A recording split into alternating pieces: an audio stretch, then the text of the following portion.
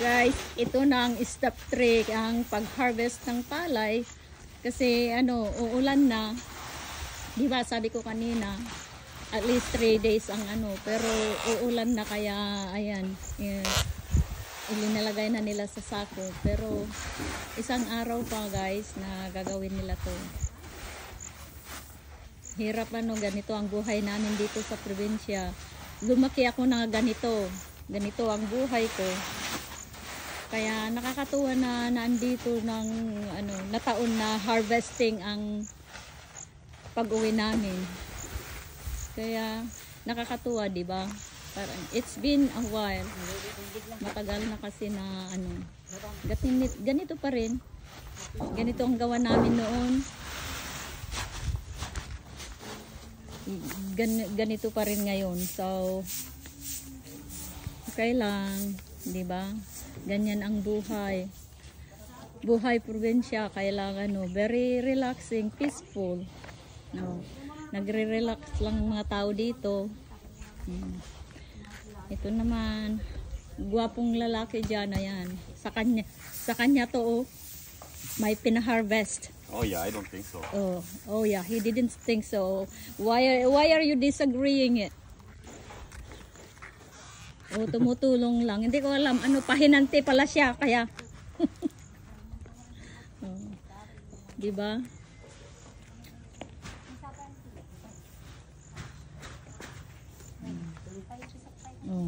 Nakasako na yung mga ito ang mga next. Ganyan. Diba? Buhay probinsya talaga. Ang dami pang aanihin dito. Mas maganda ng pag-ani ngayon, pagtatanim, dahil nag-level up na rin sila. Ang pag-aani noon, yung gapas ba, yung inaano namin sa tapos tracer or tiller, ngayon reaper nang nag-harvest. Kaya mas mabilis na ngayon. Tapos, tingnan nyo yan. Hindi ko alam kung alam nyo yan. Talagang buhay probinsya ito ay karot. Isang root crop na ang hirap din ang processing nito bago pwedeng kainin. Root crop yan. Parang kamote. So, ito lang guys. Thank you for watching. May rin yan ang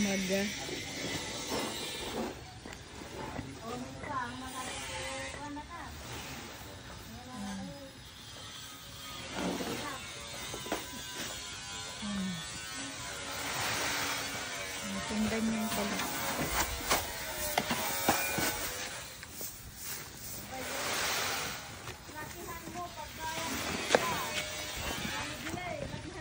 Magsanay na ako. Taga dito na ako. Magsanay na raw. Thank you guys.